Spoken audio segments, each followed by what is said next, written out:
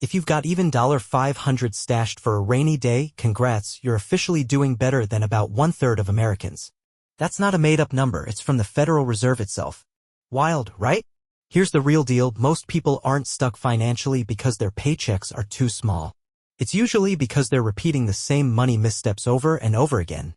Now, being money smart doesn't mean you need to be a crypto millionaire or the proud owner of a mega yacht. It's not about building an empire overnight or becoming the next Finn Goldstein. It's about making intentional moves with your cash and making sure it doesn't ghost you 3 days after payday. In this video, we're digging into the actual reasons people stay broke and, more importantly, how you can break free.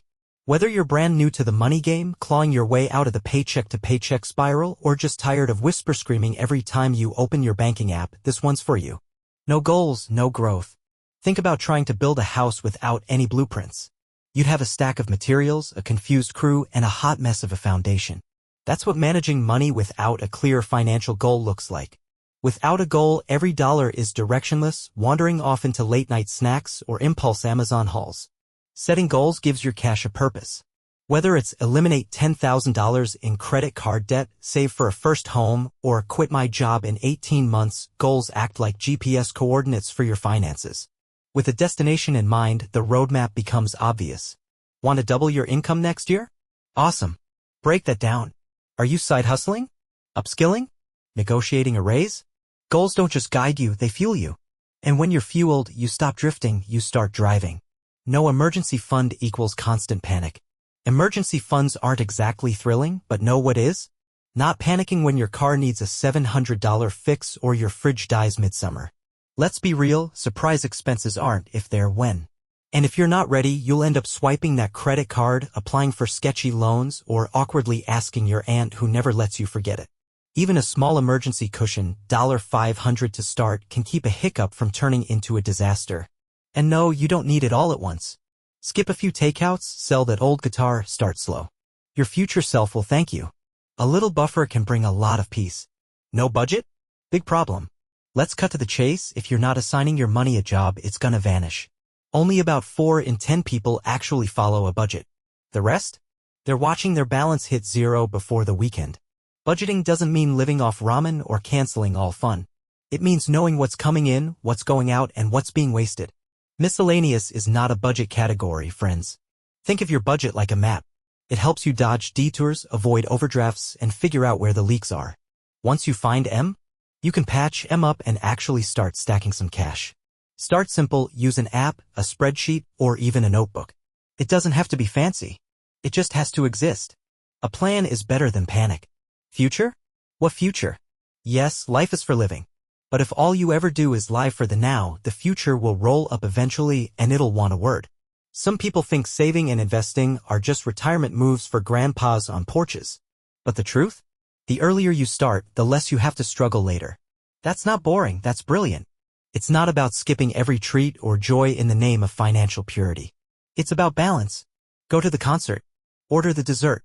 But also stash some cash for later. Because future you still wants to party without checking their bank balance mid-fun. Even small, consistent investments can grow into something massive thanks to compound interest. Time is your most valuable financial asset, use it.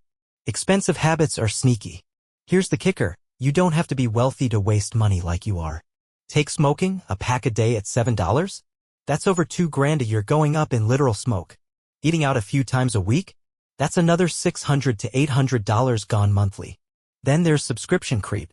A forgotten app here, an old gym membership there, before you know it, you're sponsoring services you don't even use. Track your habits. Ask, is this helping me build the life I want, or quietly draining it? Little leaks sink big ships. Your wallet deserves better. Racking up bad debt. Let's set the record straight, not all debt is the villain. Some debt can actually help you get ahead, like a degree that lands you a better job or a property that gains value. But bad debt? That's the financial equivalent of fast food, quick satisfaction, long-term regret. High-interest credit cards, payday loans, unnecessary car payments, these things don't help you grow. They just weigh you down. And let's be honest. Buying shiny stuff you can't really afford, just to impress your cousin or your feed followers. It's not wealth. It's a trap with interest. If it doesn't boost your income or grow in value, avoid debt for it. Save now. Buy later. Future you will fist bump you for it. Spending to impress strangers. Let's talk truth. How many times have you bought something mainly to seem cool? Designer bags, shiny tech, that car you couldn't quite afford.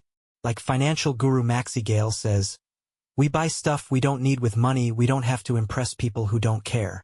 Social media makes it worse. We see someone's highlight reel and feel the need to level up our spending to match. But here's the twist. No one's watching as closely as you think. Wanna look rich? Fine. Wanna be rich? Stop playing the status game. Confidence and a good credit score are always in style. And real freedom doesn't come from flexing, it comes from not having to. Forgetting to pay yourself first. Let's ask the big question. Who should be your top financial priority? That's right, you. So why are you paying rent, bills, and online retailers before putting money into savings or investments? Flip the script. Pay yourself first. Whether it's 10%, 15%, or just a small slice of each paycheck. Stash it before the rest gets eaten alive by impulse buys and subscriptions you forgot existed. And don't wait until there's money left over. There won't be. Automate it. Treat it like any other non-negotiable bill. Because future you deserve security, not scraps. It's not one mistake. It's the combo that kills. Here's the hard truth. It's rarely just one bad move that wrecks your finances. It's the collection of little choices that snowball into chaos. A missed budget here, a little debt there, skipped savings again. You think you'll fix it next month. But next month becomes next year. And suddenly you're stuck wondering why adulting feels like quicksand. The worst part? These habits feel normal because so many people are doing the same thing. But guess what? Good habits stack up too. And they build freedom. So, how do you escape the broke cycle? Glad you asked. Here's your action plan. White heavy checkmark, track your money. Use a spreadsheet, app, or notebook. Awareness is the first win. White heavy checkmark, start a baby emergency fund. $500 first. Then build from there. White heavy checkmark, cut one expense this week. Just one. Skip the Uber Eats. Cancel that unused trial. Watch the ripple effect. White heavy checkmark, set a real goal. Want $2,000 saved? A side hustle launched? Debt gone? Name it. Then break it into steps and get moving. Finally, befriend patience. Fixing your finances isn't sexy at first.